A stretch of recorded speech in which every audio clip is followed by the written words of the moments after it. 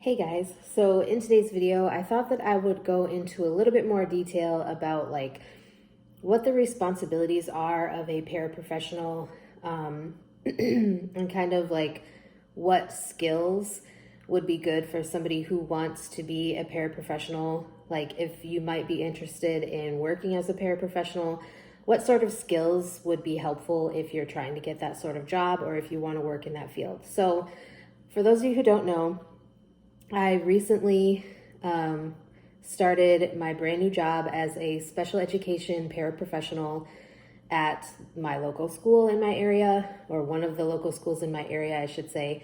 Now, I work as a special education paraprofessional in the ECSE classroom, which is early childhood special education, which is basically children that are not to kindergarten age. So they are younger than kindergarten age. And what I do is I help the ECSE teacher basically run the classroom. There is myself and one other paraprofessional in the room, and we just kind of go through our day. And the nice thing about this particular teacher is that she views myself and the other para as co-teachers, and so we have a good relationship as far as that goes.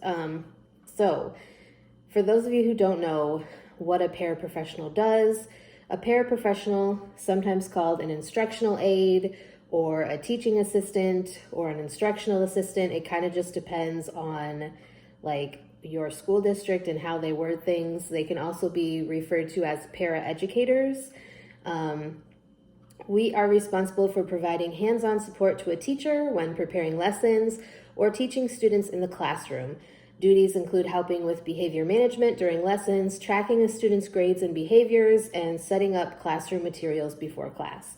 Now, part of my job description is I also have bus duty. So if I have students that ride the bus, I am supposed to go get them from the bus or bring them to the bus when school is over for the day. At the school that I work at, we do not currently have any general education paraprofessionals. All of us work within the special education setting. There are currently 5 of us at the school that I work with or work at, and there are 5 paraprofessionals, but like I said, we are all in the special education setting. None of us are in general education classrooms, or none of us are always in general education classrooms. I think there's one that goes from room to room wherever she's needed, but I have not met her, so I can't really talk about what she does. So paraprofessionals also have a wide range of things that they may be responsible for doing within the classroom. So I am looking this way because I have notes pulled up on my laptop, but common duties and responsibilities: serve as a guide in instructing students on proper classroom behavior, especially for the class that I'm in. We are trying to get them ready with different social norms and what to expect for going into kindergarten. So that is kind of the whole focus of the ECSE classroom, is trying to get them prepared to move into the higher level or K through 6 special education. So that may be how to walk in a straight line, how to raise your hand, to get called on, things like that. It just kind of depends on the student, what kind of assistance they need with proper classroom behavior and social norms and things like that. Parapros can help teachers keep records for grading and attendance, get materials and equipment ready to help teachers prepare for class, reinforce lessons taught by the teacher by reviewing material one-on-one or in small groups with students, supervise students during lunch or recess, as well as in between classes or on field trips, and assist students who need additional help learning a specific concept. Now, I will tell you, the classroom that I work in is a self-contained classroom. We do not go to the cafeteria. We do go out for recess if the weather permits and if behaviors in the classroom permit. If we do not get to go outside for recess, we do have different play areas within our classroom just so that we can, have some fun time. because trying to teach special education students with no breaks in between is not really conducive to learning. We don't really go on field trips as ECSE. We do a lot of stuff just in the room because, like I said, we are self-contained. So that kind of also is going to depend on what type of setting you may be hired for. So skills and qualifications. So someone who may be interested in becoming a paraprofessional or working as a paraprofessional may need the following to succeed as a parapro. Excellent written and verbal communication. I think on top of that, not just written and verbal, but nonverbal as well, because your body language can really affect, like, especially if you're working in a special education type of setting, your nonverbal communication can definitely affect the way that things go in the classroom. But definitely written and verbal communication, being able to adapt your communication style to different types of learners. For example, if you have an autistic student who may not respond to a certain way of communication, being able to adapt your communication to a manner that they would be able to mesh with. The ability to assist in classroom instruction and learning, great attention to detail, ability to work closely with children, excellent teamwork skills, ability to remain calm and patient at all times, and knowledge of classroom subjects. Now, obviously, with me, I don't work in like a general education setting, but there are paraprofessional jobs that are in regular classrooms.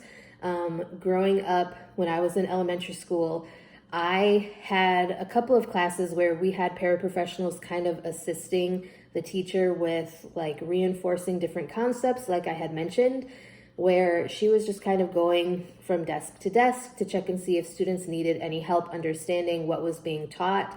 It was in a general education classroom. It was not special education whatsoever. But like I said, at the school currently, all of the paraprofessionals are in the special education realm. So if you are working as a general education paraprofessional, you may need to be able to reinforce like difficult math concepts or reading, just depending on what your job description is and the setting that you work in. So I just want to read this because it talks about what does a paraprofessional do, and it's a couple paragraphs, short paragraphs. So paraprofessionals work at public or private schools to enrich each student's experience in class and help effectively teach age-appropriate curriculum. Their role is to collaborate with teachers and oversee students so that they get more hands-on attention and personalized help with assignments. Paraprofessionals help take attendance, collect homework, and assign tasks to students. While the teacher guides the group, paraprofessionals walk around the classroom to check for understanding and explain concepts to students who are having trouble with them. They prepare reports about each student's progress and collaborate with the teacher to create a plan for achieving academic and social benchmarks. Paraprofessionals strive to form interpersonal relationships with each student to help them feel more motivated about classroom achievement. They communicate with teachers and parents about each student's learning needs and make recommendations about how to better accommodate or support them in the classroom and at home. And again, that's going to depend on what type of setting you work in as far as like what you do. I don't really know as far as like attendance and things like that. From my understanding, our teacher will do that. Obviously, we have not started back in instructional days yet. We are still doing professional development. So I haven't had like a full day of student interaction, but just what I've been told is what I'm going off of right now. I can definitely update this video after I have worked a little bit as a parapro if you guys want more information about that. But please let me know. I hope this was helpful. Let me know if you have any other topics you'd like me to discuss on my channel in the future. If you have any questions or just comments, suggestions, concerns, let me know that as well, and I'd be glad to get something filmed for you. And with that being said, I will talk to you guys next time.